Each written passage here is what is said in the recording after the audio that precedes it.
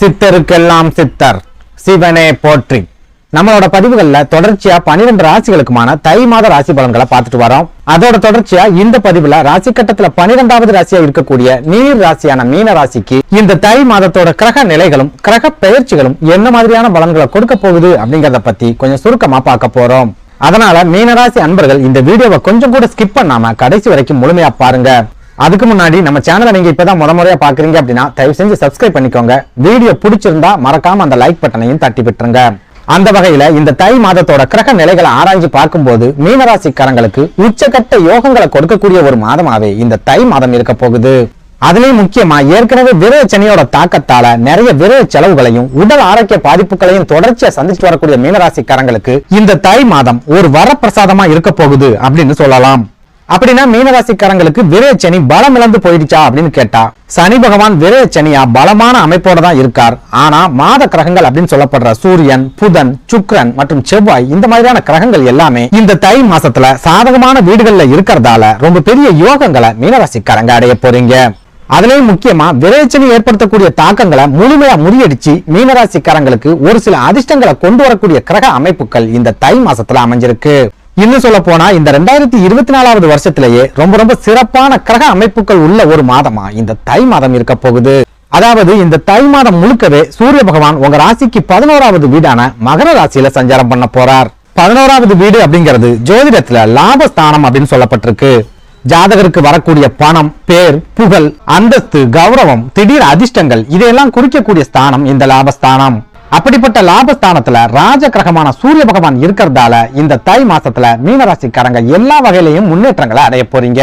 அதாவது இதுவரைக்கும் நீங்க தொடர்ச்சியான தோல்விகளை சந்திச்சிருக்கலாம், வீழ்ச்சிகளையும் சந்திச்சிருக்கலாம். ஆனா இந்த தை மாசத்துல தோல்வி அப்படிங்கிற ஒண்ணு உங்களுக்கு இருக்கவே இருக்காது. எல்லா வகையிலையும் வெற்றிகளை கொடுக்கக்கூடிய ஒரு மாதமாவே இந்த தை மாதம் இருக்க போகுது. இன்னும் சொல்ல போனா சூரிய பகவான் லாபஸ்தானத்துல இருக்காரு அப்படின்னாலே விழுந்து கிடந்தவங்களையும் தூக்கி நிறுத்த போறார் அப்படின்னு அர்த்தம். இதனால தொழில் ரீதியா தொடர்ச்சியான தோல்விகளை சந்திச்சுட்டு வரக்கூடிய மீனராசிக்காரங்களுக்கு கூட இந்த தை மாசத்துல சிறப்பான முன்னேற்றங்கள் கிடைக்கும். அதே போல ஒரு சில மீனராசிக்காரங்களை எடுத்துக்கிட்டோம் அப்படின்னா தொழில சரியான லாபம் கிடைக்கல, கடன் வாங்கி தொழில் செய்ய வேண்டியதா இருக்கு, இந்த தொழிலாலதான் நம்ம கடன்காரனாவே ஆயிட்டோம் அப்படின்னு நினைச்சு ரொம்ப கவலைப்பட்டுக்கிட்டே இருப்பாங்க. அப்படி கவலைப்படக்கூடிய மீனராசிக்காரங்களுக்கு தொழில் ரீதியான முன்னேற்றங்களை லாபஸ்தானத்துல இருக்கிற சூரிய பகவான் இந்த தை மாசத்துல தாராளமா கொடுக்க போறார். இது கூடவே சூரிய பகவான் லாபஸ்தானத்துல இருக்கிறதால உங்க தந்தை மூலமாவோ அல்லது தந்தை வழி உறவுகள் மூலமாவோ ஒரு சில ஆதரவும் உதவிகளும் இந்த தை மாசத்துல உங்களுக்கு கண்டிப்பா கிடைக்கும்.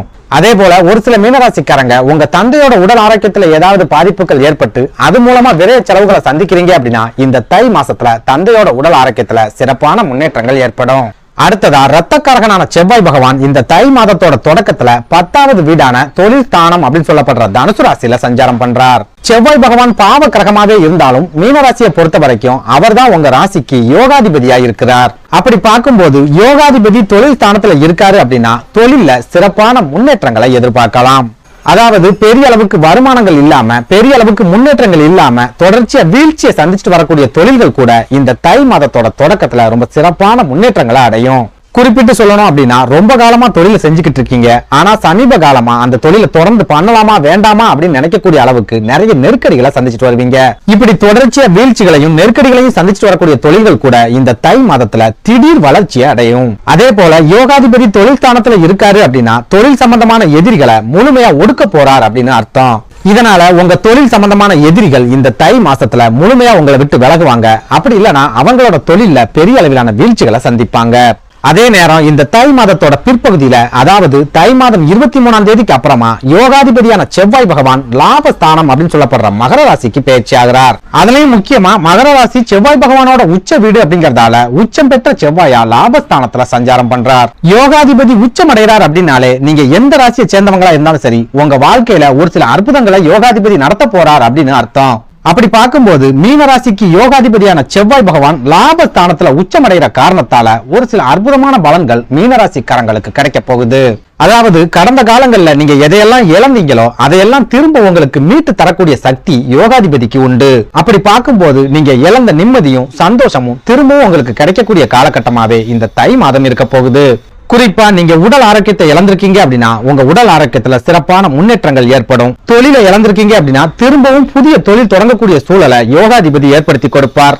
ஒருவேளை வேலை இழப்புகளை சந்திச்சிருக்கீங்க அப்படின்னா நீங்க எதிர்பார்க்கறதுக்கும் மேலான சிறப்பான வேலை வாய்ப்புகளை யோகாதிபதி உருவாக்கி கொடுப்பார். அதுலயும் முக்கியமா வெளிநாட்டு வேலைகளுக்கு முயற்சி செய்யக்கூடிய மீனராசிக்காரங்களுக்கு ஒரு சில அற்புதமான வாய்ப்புகளை செவ்வாய் பகவான் ஏற்படுத்தி கொடுப்பார்.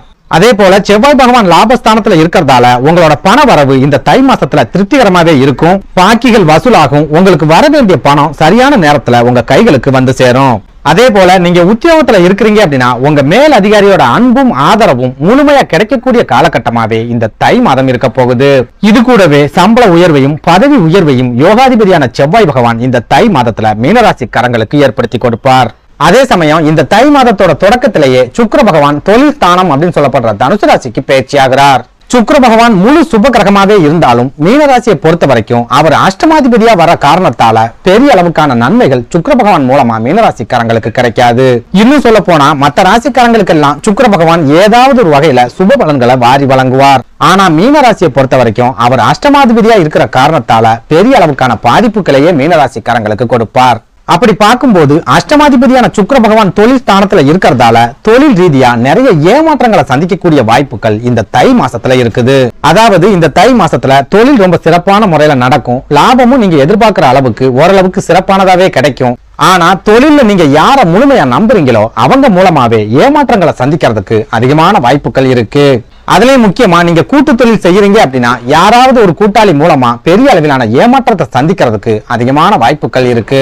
இதனால இந்த தை மாசத்துல மீனராசிக்காரங்க உங்களுக்கு என்ன பொறுப்புகள் இருக்கோ அந்த பொறுப்புகளை தட்டி கழிக்காம நீங்களே முன்ன நின்று செஞ்சு முடிங்க. இன்னும் சொல்ல போனா பணம் சம்பந்தமான விஷயமா இருந்தாலும் சரி, வரவு செலவு சம்பந்தமான விஷயமா இருந்தாலும் சரி, கணக்கு வழக்குகளா இருந்தாலும் சரி, உங்க மேற்பார்வையில நடக்கிற மாதிரி பாத்துக்கோங்க. அப்படி இல்லனா நீங்களே முன்ன நின்று கணக்கு வழக்குகளை முடிச்சுக்கோங்க. ஏன்னா இந்த தை மாசத்துல தொழில் உங்களுக்கு ஏமாற்றத்தை கொடுக்காது. தொழில்ல உங்க கூட இருக்கிறவங்க கண்டிப்பா ஏமாற்றத்தை கொடுப்பாங்க. அதுக்காக எல்லாரும் நம்மளை ஏமாத்திடுவாங்களோ அப்படின்னு எந்த நேரமும் பயத்தோடவே இருக்காதீங்க. யாருக்கிட்டையும் நம்ம ஏமாந்துட கூடாது அப்படிங்கிற ஒரு உறுதியான முடிவோட இருங்க.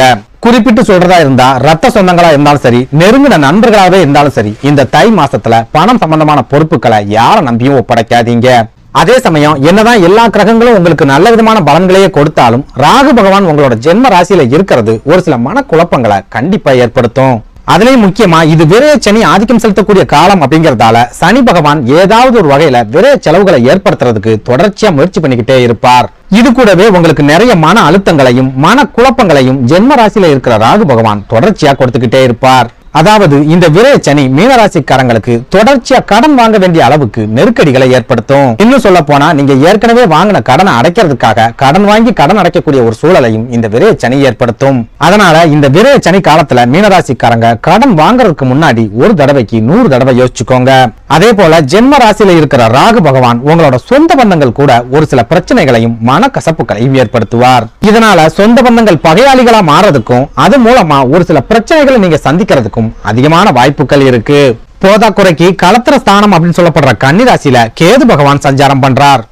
கேது பகவான் களத்திர ஸ்தானத்துல இருக்காரு அப்படின்னாலே உங்களோட தனிப்பட்ட குடும்ப வாழ்க்கையில கலகத்தை ஏற்படுத்த போறார் அப்படின்னு அர்த்தம். அதாவது உங்களுக்கும் உங்க வாழ்க்கை துணைக்கும் மனக்கசப்புகள் ஏற்படலாம். அப்படி இல்லைன்னா உங்க வாழ்க்கை துணையோட சொந்த பந்தங்கள் கூட மனக்கசப்புகள் ஏற்படலாம். அதுவும் இல்ல அப்படின்னா உங்க வாழ்க்கை துணையோட உடல் ஆரோக்கியத்துல கூட அதிகபட்ச பாதிப்புகள் ஏற்படலாம். ஆக மொத்தத்துல களத்திர ஸ்தானத்துல இருக்கிற கேது பகவான் உங்க குடும்ப வாழ்க்கையில ஒரு சில சிக்கல்களையும் நெருக்கடிகளையும் கண்டிப்பா ஏற்படுத்துவார். சுருக்கமா சொல்றதா இருந்தா விரையச்சனியை பார்த்து நீங்க பயப்பட வேண்டிய காலமா இந்த தை மாதம் இருக்காது. விரையச்சனியவே விரட்டி அடிக்கக்கூடிய அளவுக்கு ஒரு சில யோகங்கள் கிடைக்கக்கூடிய மாதமா இந்த தை மாதம் இருக்கும். நன்றி, வணக்கம்.